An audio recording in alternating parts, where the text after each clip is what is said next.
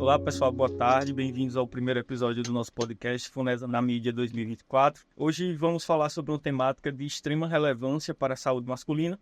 Afinal, estamos na semana em que comemoramos o Dia do Homem, 15 de julho, né? Essa data que foi implementada em 1992 pela Ordem dos Escritores Brasileiros, com o fim de sensibilizar o homem para cuidar da sua própria saúde. Hoje, o tema que a gente vai discutir aqui no podcast é prevenir cuidar, informe-se sobre o câncer de pênis. Conversaremos sobre a importância da prevenção, diagnóstico precoce e tratamentos disponíveis para esta patologia. Meu nome é Bruno de Andrade Silva, sou enfermeiro, especialista em saúde mental, mestre em enfermagem e consultor especialista aqui da Funesa, e serei o mediador do bate-papo aqui desse podcast. Trouxemos para convidados neste momento o Dr. Marcos Paulo dos Santos Barreto, médico em saúde da família e comunidade na Secretaria Municipal de Saúde de São Cristóvão, e a Vanessa Barreto Lima, nutricionista, pós-graduanda em nutrição clínica esportiva, referência técnica dos programas de doenças crônicas não transmissíveis, nutrição, saúde do homem e saúde do idoso, da Secretaria Municipal de Saúde de Aracaju. E aí hoje a gente vai dar início a essa conversa de extrema importância. Nós estamos agora em 2024 completando 15 anos da Política Nacional de Atenção Integral à Saúde do Homem, a PNAISH, e ela é composta por 5 eixos, que são eixos operacionais da política. Um dos eixos é acesso, paternidade e acolhimento, né? E a gente percebe que ainda não houve aquela melhora significativa na saúde do homem no geral, não porque a política não funciona ou porque ela é irrelevante ou se tornou obsoleta, talvez ao contrário, é porque infelizmente culturalmente a nossa sociedade ainda não, na construção social da identidade masculina, o homem ainda não colocou esse comportamento de cuidar da saúde como prioritário para a sua vida e até para manter a própria cultura, né? Então, a gente vai conversar hoje sobre um tema que é muito sensível para os homens, o câncer de pênis, que uma das consequências dele é a penectomia total, parcial. E aí eu vou passar a palavra aí para a Vanessa, para ela discutir um pouquinho com a gente sobre isso. Primeiro, eu gostaria de agradecer o convite de estar aqui com vocês falando sobre esse assunto, que é um assunto, assim, a gente sabe que existe um preconceito muito grande, né? Principalmente o homem, né? Ele tem uma certa dificuldade de procurar um serviço de saúde mesmo, de uma forma geral. E se tratando do câncer de pênis, é uma realidade também que a gente observa muito, que o homem tem essa dificuldade de procurar o serviço de saúde. Geralmente, quando o homem procura o serviço de saúde, é quando ele já tem uma doença instalada, né? Essa é a nossa realidade. A gente tem uma procura muito baixa de homens jovens, adultos jovens, de adolescente, e a gente tem um aumento muito grande, uma procura muito grande, na verdade, dos usuários idosos, que são aqueles usuários que já têm alguma doença prévia instalada, né, diabético, hipertenso, mais relacionado ao câncer, tanto de pênis como câncer de próstata. Realmente existe um preconceito muito grande no homem procurar, né, o serviço e o diagnóstico de forma precoce, que a gente sabe que é bastante importante. Boa tarde, né? Como já foi falado, meu nome é Marcos Paulo, trabalho há 5 anos, né, como médico, e eu estou feliz porque, assim, pelo menos na minha UBS, tem mudado um pouco essa realidade da procura do homem a buscar se cuidar, né? Como a gente busca cuidar da família, então acredito que a questão do vínculo faz com que as esposas levem muito, né, dos seus esposos para ser avaliados, para ser acompanhados, levam os filhos, também as mães levam os filhos. E isso é uma realidade que eu tenho visto, na questão do número de atendimentos, ainda realmente é maior de mulher em relação ao de homem, mas eu acredito que, pelo menos na minha UBS, não sei o motivo, mas tenho visto uma melhora nesse sentido da procura.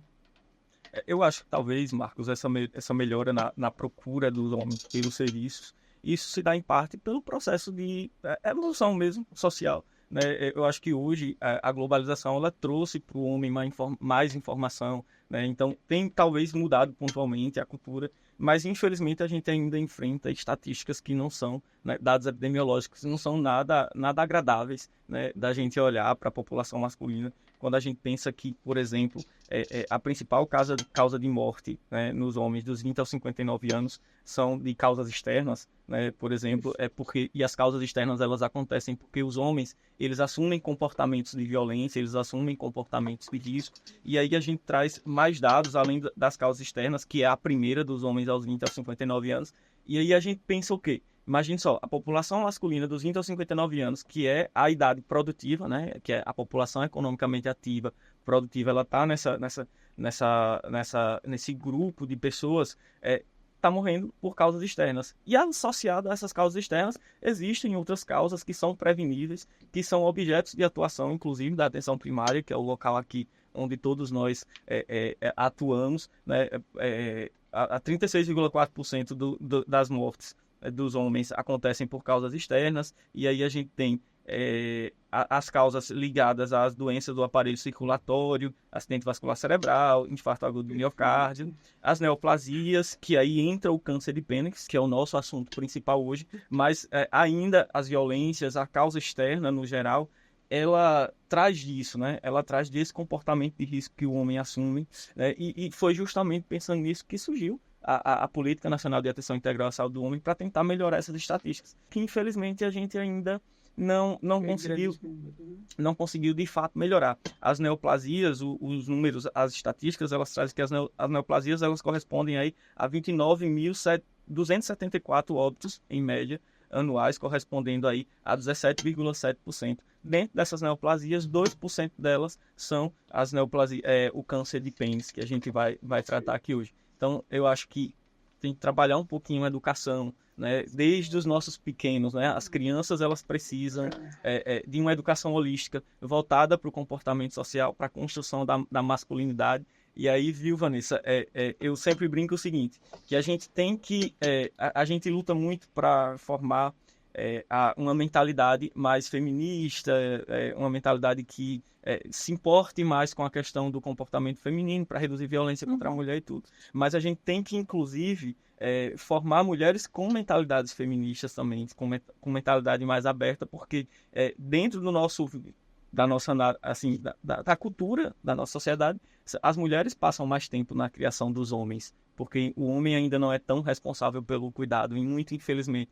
Então, os nossos meninos, eles convivem muito com as mães. E as mães, talvez, por esse tempo que passa com eles, precisa formar esses meninos no pensamento de que o homem também sente dor, o homem também cuida da própria saúde, que associar a virilidade a comportamentos ruins e de risco não é algo bom. Ao contrário, é um comportamento até que meio que suicida, porque você associa virilidade ao comportamento de risco e os homens estão simplesmente morrendo em um momento que ele poderia aproveitar a vida. Perfeito, perfeito, bem colocado, né?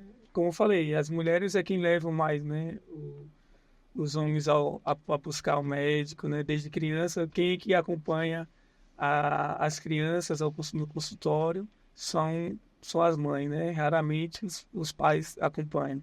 Como o Bruno falou, né, na nossa questão cultural, a mãe, né, o homem está muito envolvido com a mãe, né, na verdade, com a mulher ali.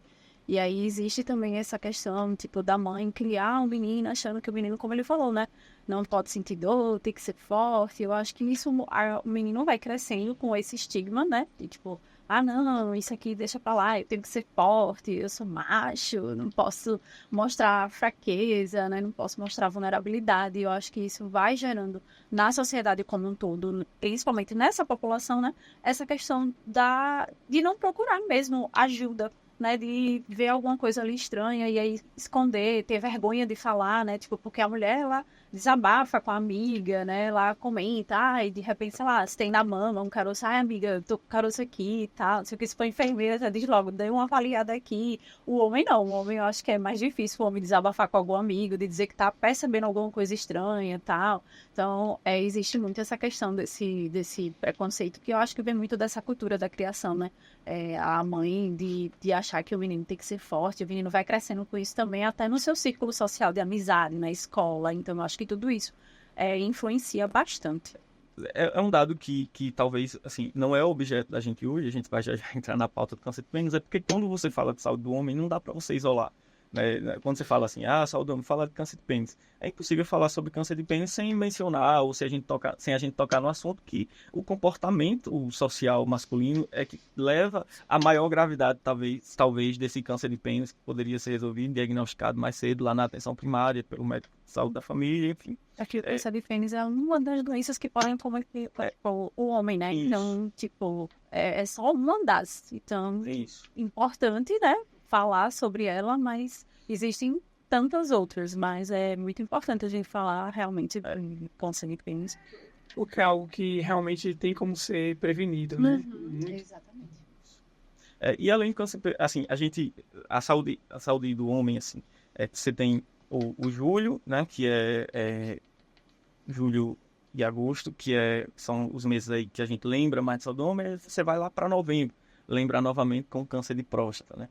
E aí, a gente, nesse processo de discussão sobre o quanto o homem negligencia, ele não somente negligencia a sua saúde física, né, que é aquilo palpável que ele vê todos os dias, porque todos nós tomamos banhos e conhecemos o nosso próprio corpo, mas ele também negligencia a sua saúde emocional. E aí, quando a gente vai para os números de suicídio, por exemplo, os homens, as mulheres, elas tentam mais suicídio, mas os homens são os que mais consumam o ato, né? No sentido que utiliza métodos mais violentos para o suicídio. E isso parte dessa ideia de que homem não pode sentir dor, de que homem não fala sobre as emoções. Aí vocês percebam que, assim, é algo que converge, né?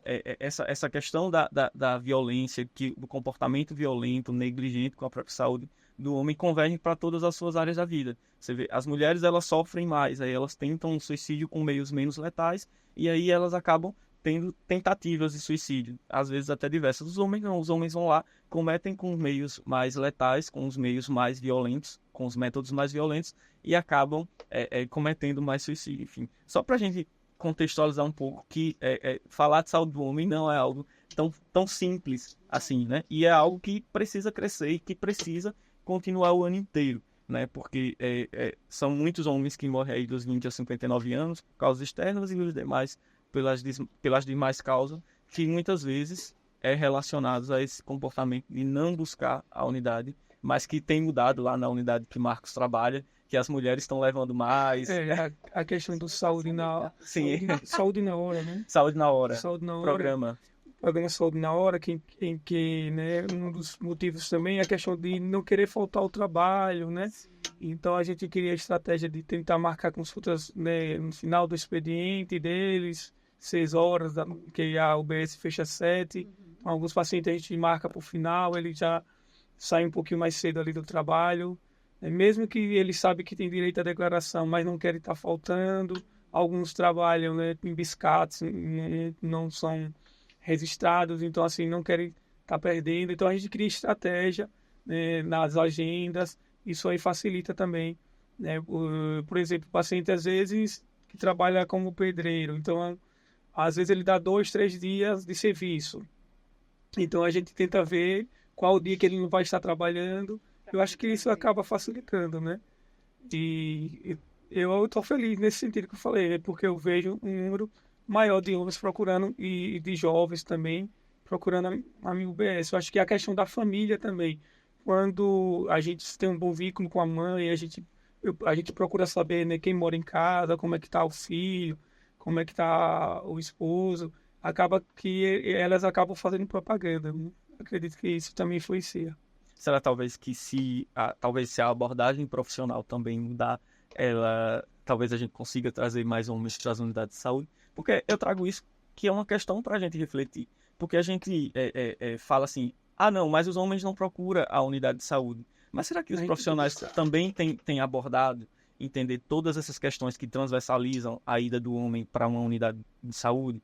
Será que a gente está de fato preparado? Porque, assim, dentro das nossas políticas assistenciais, desde o surgimento do PACS, lá do Programa de Agente Comunitário de Saúde, lá na década de 90, e aí veio a Estratégia de Saúde da Família, a gente teve, assim, uma construção de agendas para as mulheres, né?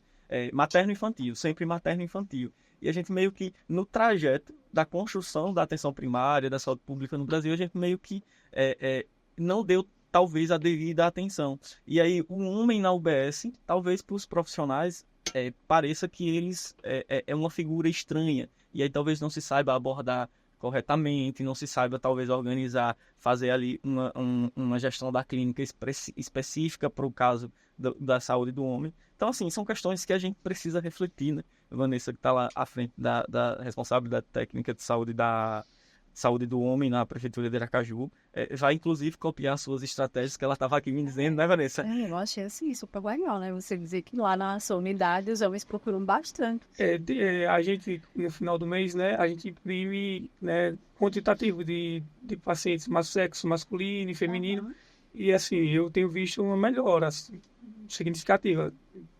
Realmente nunca tinha parado para pensar, mas pode ser essa questão do vínculo com a família, né? A gente criar vínculo com a questão de fazer com que a esposa, né, realmente traga. Às vezes a gente incentiva, né? Cria estratégia. Já aconteceu de eu já levar o pedido do exame, a esposa já levar o pedido do exame para ele só vir mostrar o exame. E aí ele ia medir a pressão, né, aproveitar e já ver a questão de peso e altura para ver se está obeso, acima do peso.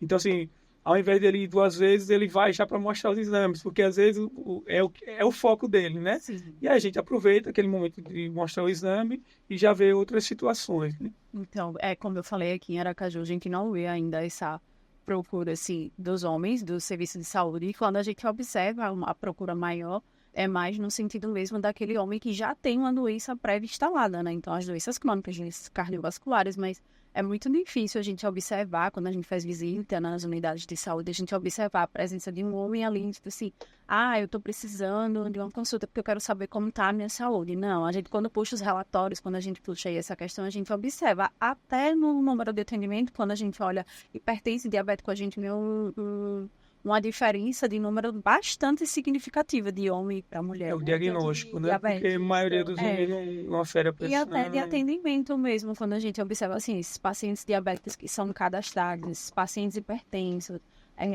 que são cadastrados, a gente vê lá em número de atendimentos, a gente vê que a mulher, ela procura muito mais do que o homem, então... Isso é uma realidade geral, é a realidade geral, como posso falar, né? Eu acredito que essa é a realidade geral mesmo, de todo o Brasil, né? Como eu falei, a questão do trabalho, o homem, por ser considerado provedor, ter que ir trabalhar, né? Então, muitas das vezes é uma desculpa, né? Como você vê, que as pessoas mais velhas já têm patologias e também não trabalham, né? Já são aposentadas. Aí fica mais fácil, né? Então, essa questão né, uma questão que a gente poderia analisar seria a questão das empresas, né? A questão das empresas, eu acho bem... Eu sofro quando eu vejo que o paciente ele faz o exame e ele não tem direito nem de ficar com o exame que realizou. Não sei se vocês sabiam disso. Sim. Mas Exames ocupacionais. Exames ocupacionais, nem, mesmo que são exames bem básicos, muitas das vezes, né? Tipo assim, e o paciente não tem nem direito, eu nem sei o que é que foi pedido.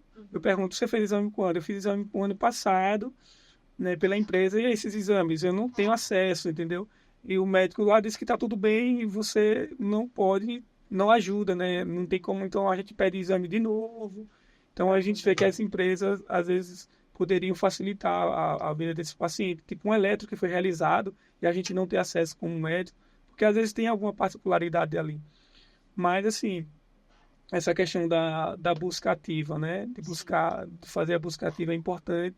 A gente vê, às vezes, algumas atividades, né? Questão de buscar aferir a pressão do paciente.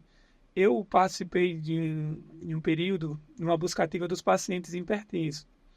Então, eu fazia a ligação para pacientes, mas é interessante como eles sentiam, como posso falar, protagonista, né? O médico ligar para o paciente para procurar saber se ele está aferindo a pressão, se está tomando a medicação certinha, por que não está comparecendo ao posto.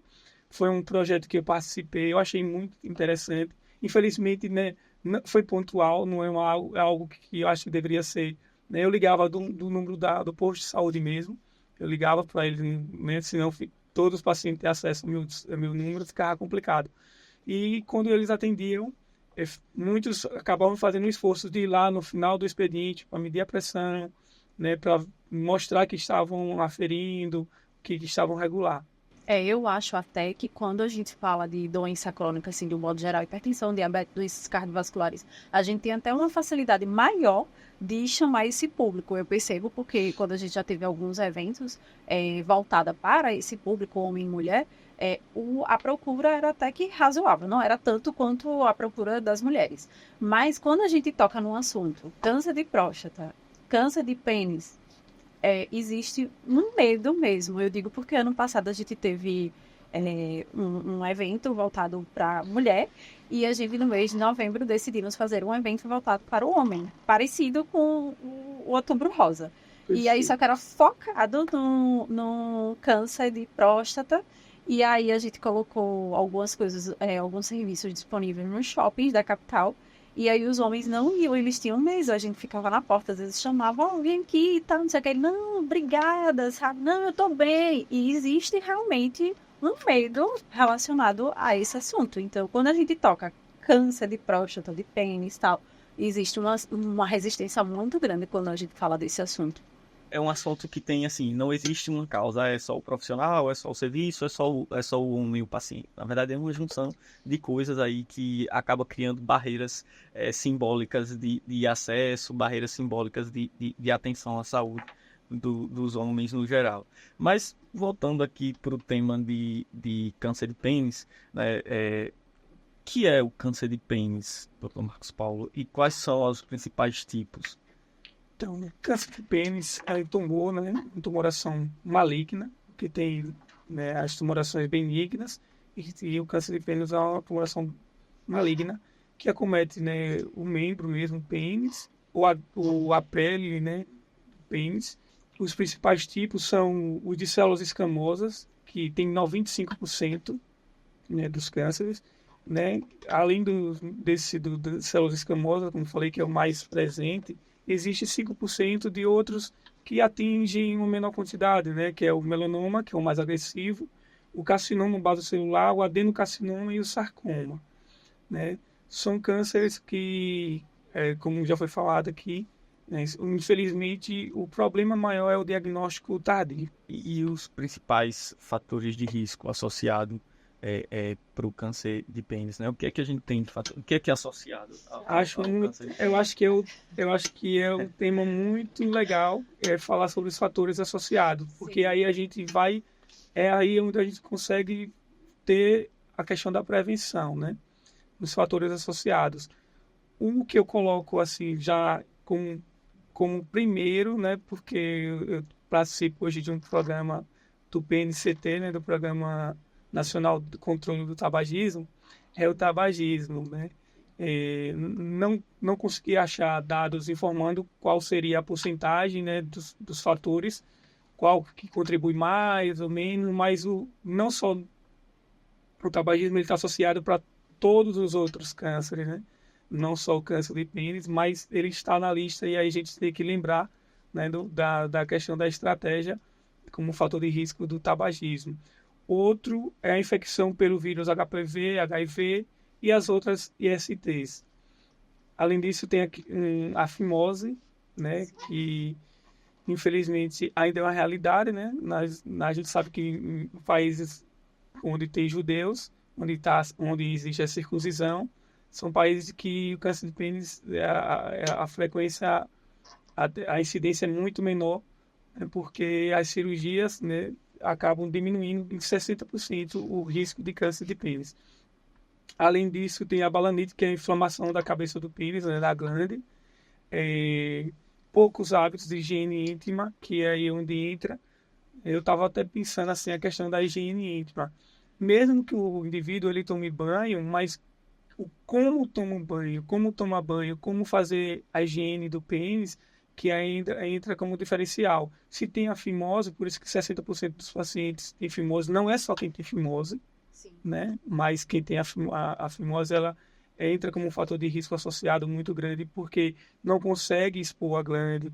Então, o acúmulo de secreção ali, né, faz com que aquela secreção acumulada possa gerar infecções e, infelizmente, até chegar ao caso de câncer. E aí a gente entra em dois pontos importantes quando se fala desses fatores de risco, né? Porque a gente tem aí a vacina do HPV que aí a gente tem uma procura muito maior das meninas do que dos meninos.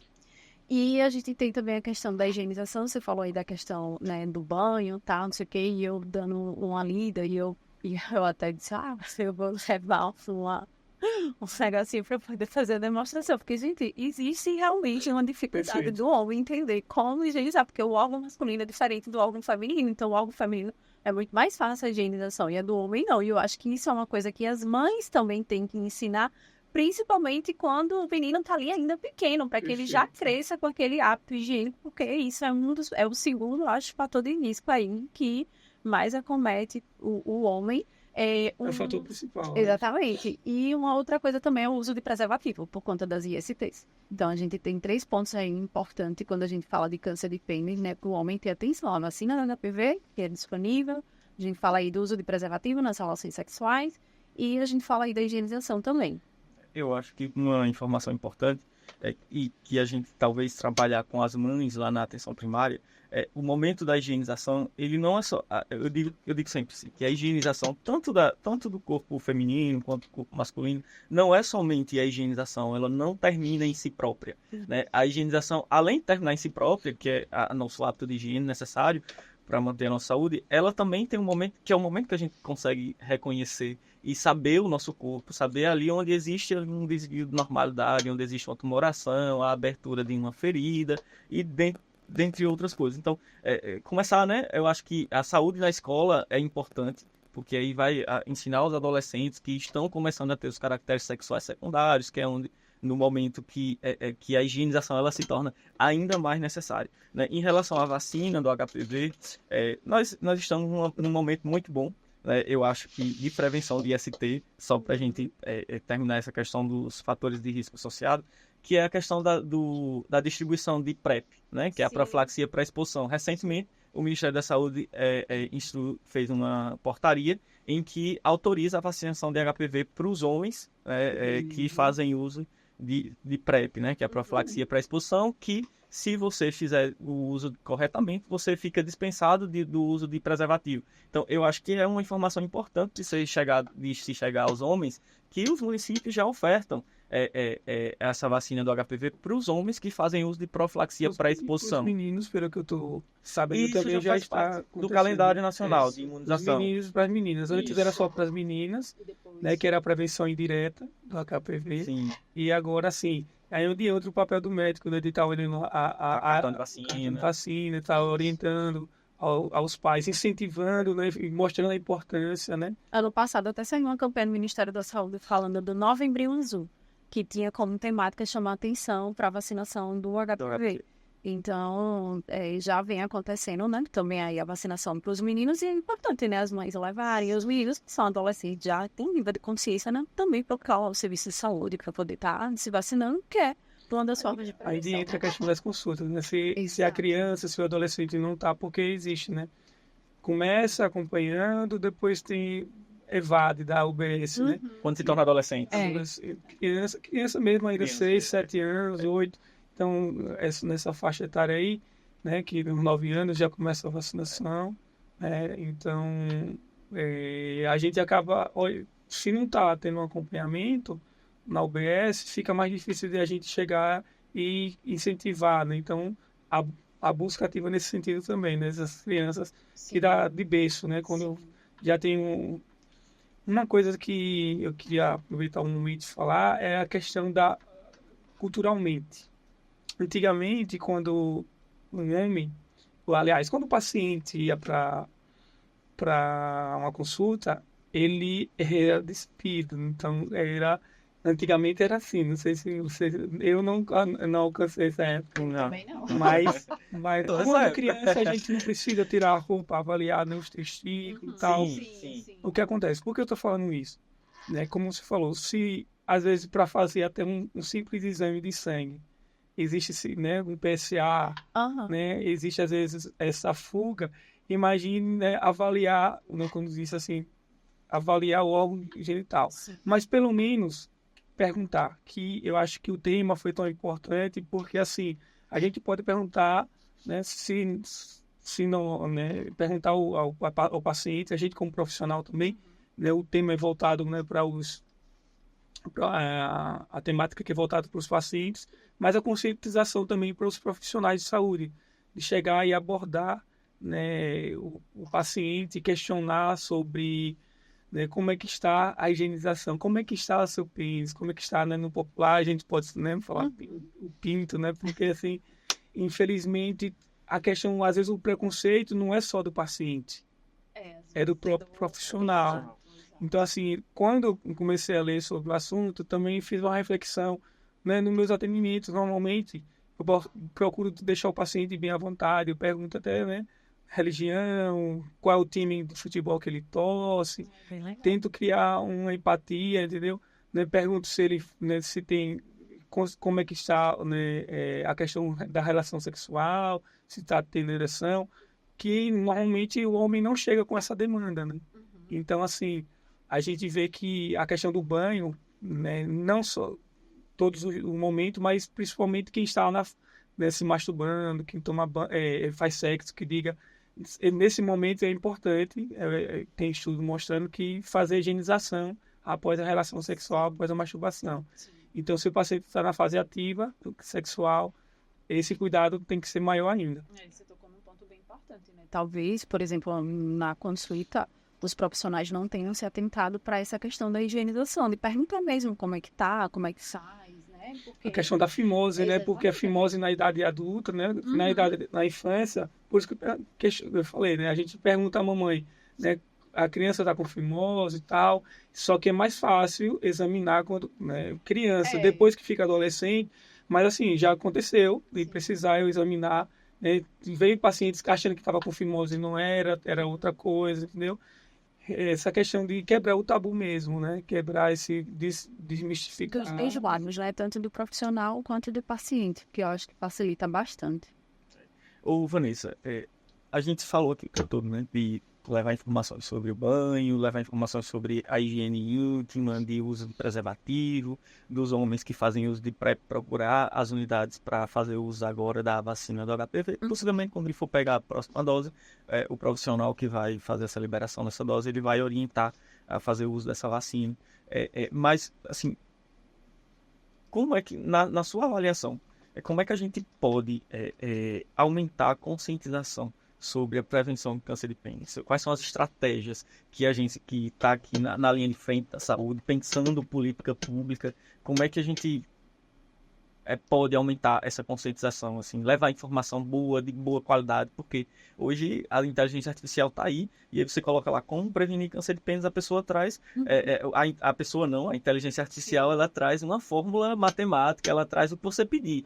Mas, assim, como é que a gente pode aumentar essa conscientização? Quais são as estratégias? Olha, eu acredito muito na educação em saúde, né? Então, assim, a educação em saúde é a chave. Eu acho que você tá na unidade de saúde, fazer ali uma sala de espera, falar sobre o tema. E aí você pode abordar ali sobre câncer de pênis, você pode abordar ali sobre higienização, você pode abordar ali. Às vezes a pessoa não vai para consulta, o menino não vai para consulta, às vezes é a mãe, mas aí a mãe acabou levando o menino, mas aí você tá ali na recepção e você fala sobre um tema desse, já desperta a criança ou o adolescente a procurar ali o serviço de saúde, né? Então, educação em saúde, sala de espera, eu acho que falar mais na mídia também é algo muito importante, porque eu acho que ainda se fala pouco, né? Ainda se fala pouco desses temas, ainda fala pouco sobre educação em saúde para o homem, né? Sobre essa prevenção, sobre esses fatores de risco, sobre o que ele deve fazer, enfim, o que ele não deve fazer. E em relação também, como ele falou, um ponto bem importante, as empresas.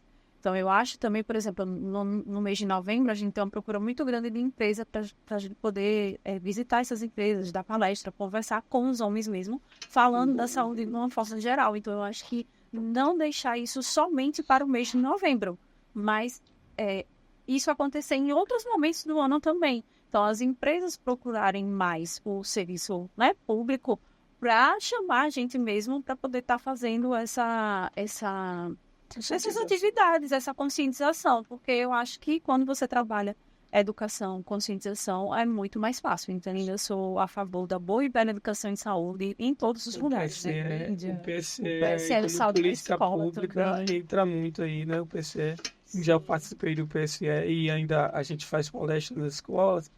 né? Eu acho que é um tema muito bom, muito importante. E aí, falar, né?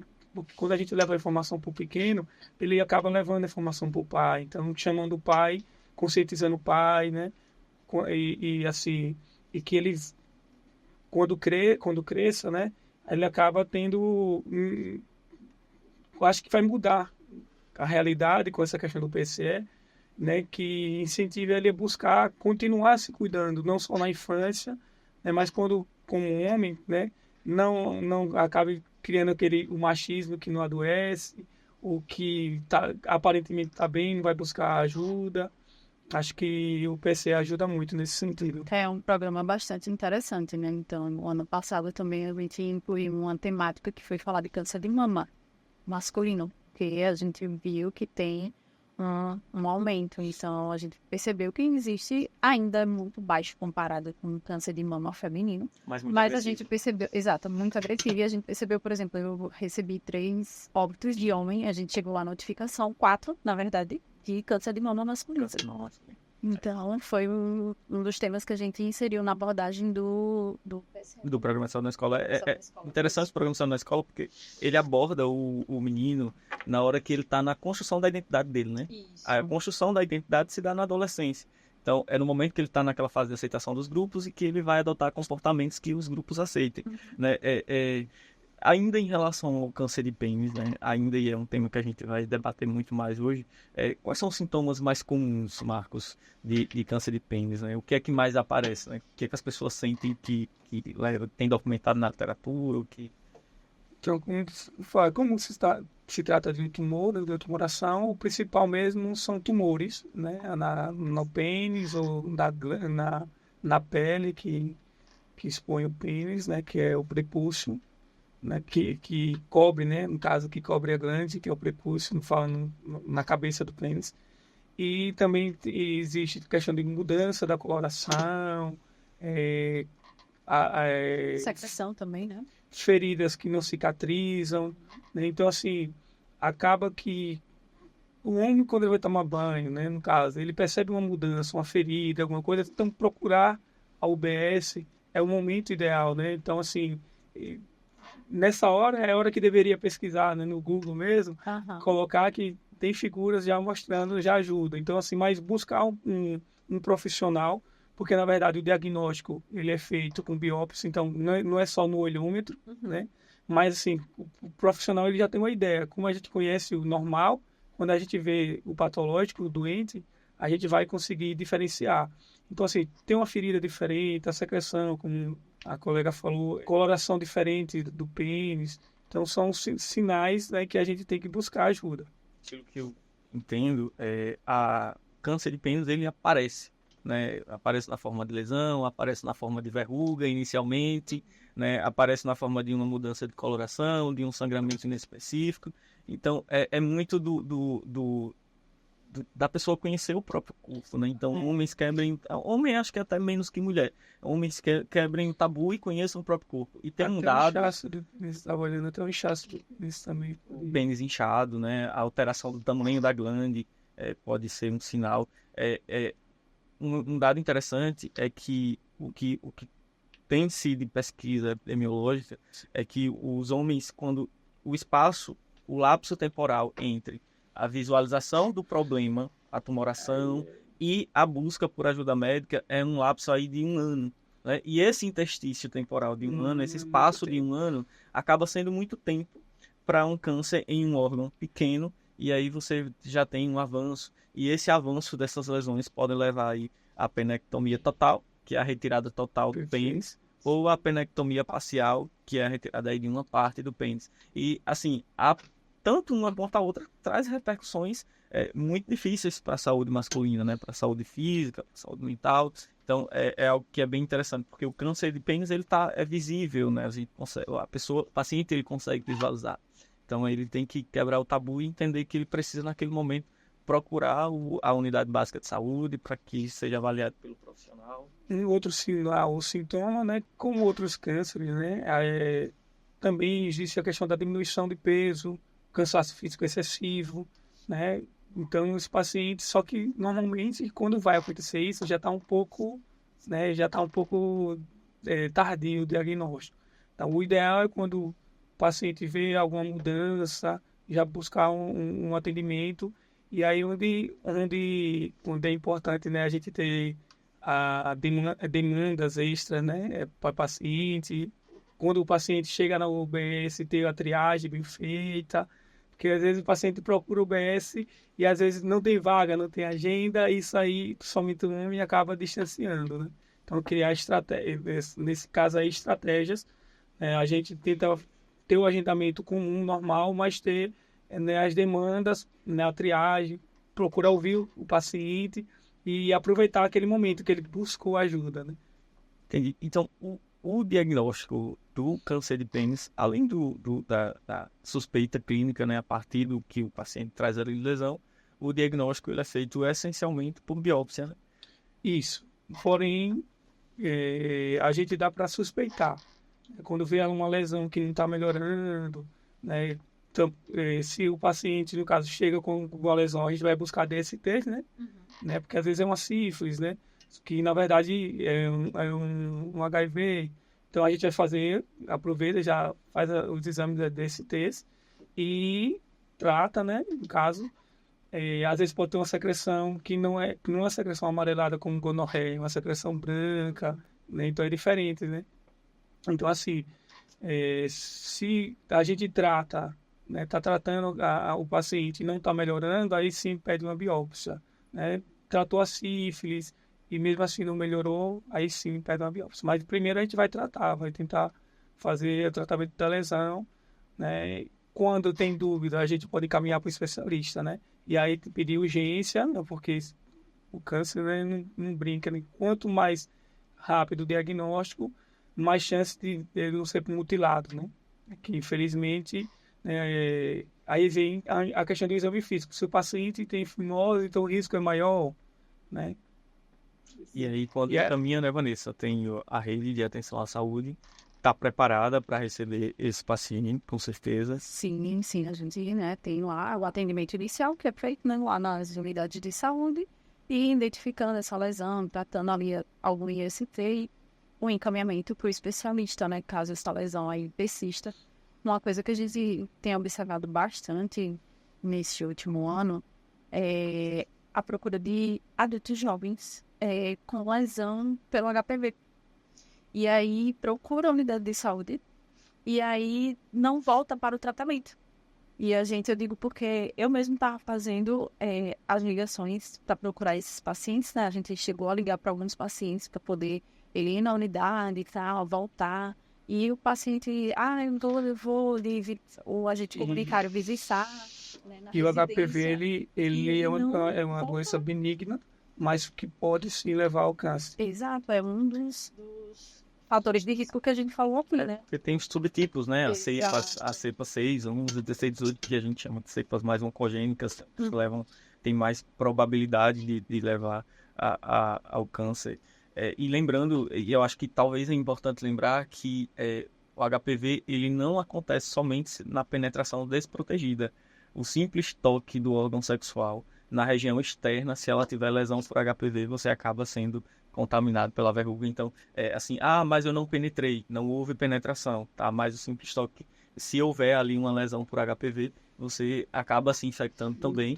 Então, é uma doença que é um problema de saúde que é difícil de ser, inclusive, prevenido, porque, assim, HIV não, você precisa de ter penetração, contato com secreção. No HPV não, simples toque ali na região genital, talvez numa hora de relações preliminares, pode acontecer aí essa infecção. Então, é importante que os meninos se vacinem. Exato. As mães vacinem os meninos. Quebrem o tabu do negacionismo da vacina, o fato de vacinar. É o menino e as meninas. As meninas, inclusive, é a proteção indireta, né?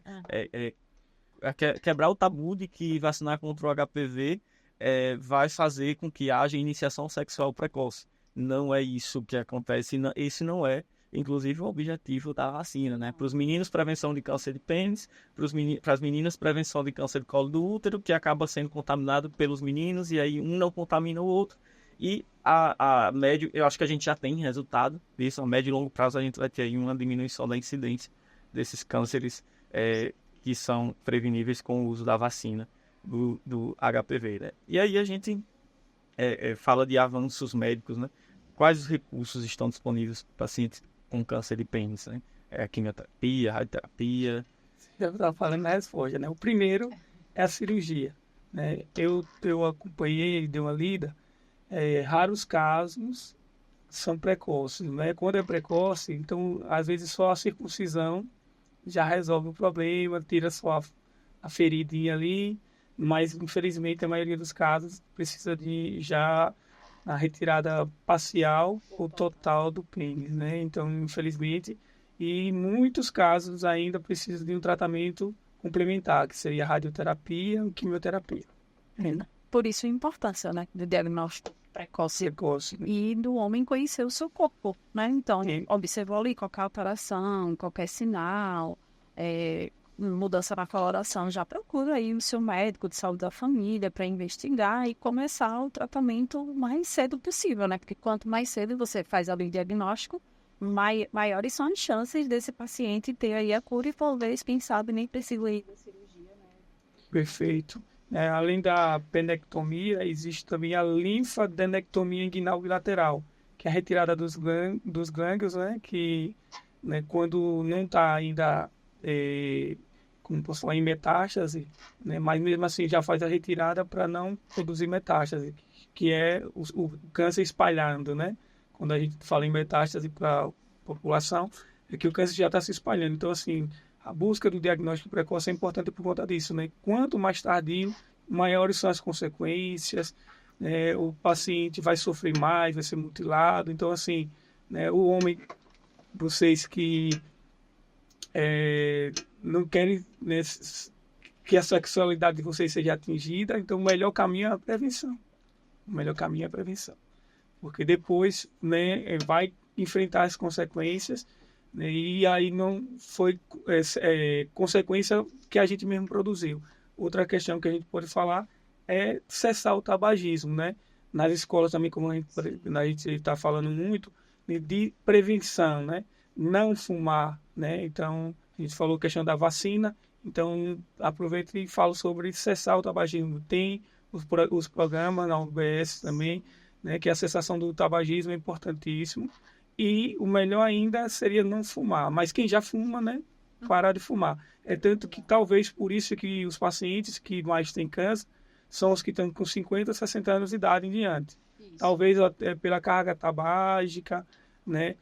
E não vi nada associado na literatura, mas eu tenho a ideia que talvez os alcoólatras também podem entrar nesse meio, porque acaba, né, tendo, às vezes, depressão, deprimido, bebendo muito, acaba não tomando banho, acaba tendo... às vezes tem o hábito de cuidar, de se limpar e acaba depois perdendo esse hábito. O uso de álcool pode levar ao comportamento de risco, também relação sexual desprotegida e por aí vai. Lembrando que nos estados do Nordeste, o câncer de pênis ele é maior, né? Então, nós estamos em um estado do Nordeste, então o câncer de pênis é maior aqui nos estados do Nordeste. Por também pela escolaridade, né? A escolaridade está associada. Um fator de risco é a baixa escolaridade, né? Pessoas com menos grau de instrução acaba tendo menos acesso à informação, menos acesso à informação leva a menos cuidado com a própria saúde, e menos cuidado com a própria saúde leva a problemas de saúde mais tarde. Uma cadeia.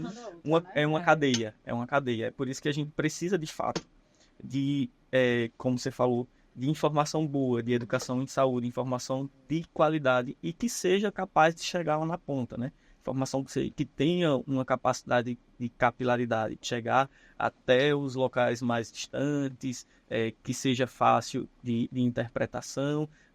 Eu vejo algumas campanhas sobre câncer de pênis, cuide do seu amigão, né? E, de fato, é essa linguagem que as pessoas... e, de fato, é o amigão, porque é uma parte do nosso corpo, né? Que precisa ser... eu acho que, e é isso que está documentado na literatura, é que quando o homem tem a penectomia total ou parcial, a autoestima dele vai muito abaixo, e aí baixa autoestima leva a sintomas depressivos, que se não tratados leva à depressão, que se não tratados pode levar ao suicídio. Então a gente tem um encadeamento de coisas que são Consequências ruins, de né? consequências ruins. Mesmo quando ele não fazia, mesmo quando ele não era ativo sexualmente, mesmo assim. Mesmo assim.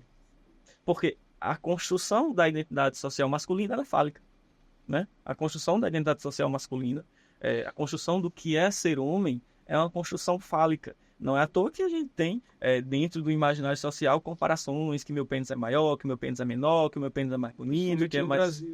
Principalmente no Brasil. Então, essa construção de uma identidade masculina fálica, muito voltada ao pênis, leva a isso, né? Ao fato do homem nem sexualmente estar ativo, né? Ou não se interessar mais, mas isso aí acaba mexendo com a autoestima, porque tem essa questão da virilidade aí associada, né? Então, o câncer de pênis traz muitos desafios para a saúde masculina. Quais são os maiores desafios para a saúde masculina em relação ao câncer de pênis durante e após o tratamento? Que desafios são? Primeiro, a questão do diagnóstico, né? Não só o câncer de pênis, mas tem a questão da negação, de não aceitar o diagnóstico, muitas das vezes saber que o tratamento não é tão simples assim. A procura tardia, né? Então, a culpa, né? Ele pode se sentir culpado porque demorou buscar ajuda, né? Então, de início, eu diria que o desafio maior, né, durante seria isso aí, de ele se sentir culpado mesmo, né? Porque eu não fui antes, porque eu não procurei ajuda, se sentir culpado porque não tomou os devidos cuidados, né? E aí vem a questão de não aceitar o diagnóstico, muitos não aceitam, alguns até não aceitam nem o tratamento, infelizmente, né? Tem alguns casos que o paciente não aceita o tratamento, a não ser quando está gerando dor, quando que alguns casos começa a gerar muita dor, então ele acaba já, no caso bem avançado, né? Quando começa a sentir dor é porque está muito avançado, que é essa questão que a gente pode até levar como informação, não esperar começar a sentir dor para buscar ajuda, né? Quando vem a sentir dor é porque já está muito sério o problema. Então é um problema que, de fato, quanto mais cedo você procura ajuda, após o tratamento, como você falou, são as consequências, né? Se retirou, né, parcialmente ou totalmente o pênis, né? Então tem a questão, né, da viralidade, o emocional, muitos acabam, né, começando a ter insônia, depressão, ansiedade, começa a ter pensamento suicida ou até tentativa mesmo de suicídio. Tem na literatura mostrando.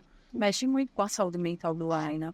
E aí onde entra, né, a importância da família, a importância, né, do apoio psicológico, onde entra a questão da rede, né, estar preparada para dar o suporte, né? Se ele tinha um profissional ali, um médico, né, de saúde da família que fazia um acompanhamento, que ele tem um vínculo, né, com certeza que vai ajudar muito nesse sentido. Infelizmente, como diz, o nosso foco aqui é a prevenção, né, que não chegue a esse caso, mas se chegar, se acontecer, né, que outra questão que eu vejo assim um pouco difícil é o acesso à cirurgia, por exemplo. Às vezes o paciente tem fimose e no SUS, infelizmente, é uma questão que a gente precisa trabalhar, é o acesso à cirurgia em geral. Muitas das vezes a gente caminha o paciente, a gente vê dificuldade. Eu acho que é algo que a gente poderia olhar e traçar, né? Essa dificuldade dos pacientes que tem comprovado que está com fimose em grau 4 já, né? Que não está expondo, grau 5 às vezes, que não expõe nada da glândula, né? Então a gente fazer políticas públicas de maior acesso a essas cirurgias talvez seria algo que poderíamos, né, trabalhar, melhorar no caso da prevenção, porque infelizmente 60% dos pacientes que têm câncer têm fimose. Eu até, Marcos, te atualizar, a Sergipe tem um programa chamado Opera Sergipe para cirurgias eletivas, e a gente está com a fila de cirurgias eletivas quase zerada. Já teve um período pequeno até zerada, e aí com certeza a gente vai ter mais tarde resultados aí na diminuição da incidência Eu estou sabendo, então é o pênis. Políticas públicas que estão ajudando, né? Isso. A característica é essa da política pública, né? A política pública ela precisa ter capilaridade, ela precisa chegar onde há sensibilidade para ela. E aí o Opera Sergipe, esse programa de cirurgias eletivas, ele conseguiu alcançar essa população com certeza, e zerando as filas de cirurgia, e com certeza teve algumas cirurgias aí de estímulo para prevenção de câncer de pênis. Então hoje nós trouxemos para este momento o Dr. Marcos Paulo dos Santos Barreto, médico em saúde da família e comunidade da Secretaria Municipal de Saúde de São Cristóvão, e a Vanessa Barreto Lima, nutricionista, pós-graduada em nutrição clínica e esportiva, referência técnica dos programas Doenças Crônicas Não Transmissíveis, Nutrição, Saúde do Homem e Saúde do Idoso da Secretaria Municipal de Aracaju. E, em nome da Fundação Estadual de Saúde, a FUNESA, agradeço a brilhante participação dos nossos convidados, que trouxeram informações extremamente válidas e importantes, que com certeza, né, dentro do domínio público da plataforma que ela vai ser colocada, vai ter uma importância para a prevenção, né, do câncer de pênis, para a sensibilização da sociedade e dos profissionais, que também são alvos aí da educação em saúde, que também são alvos da educação continuada, né?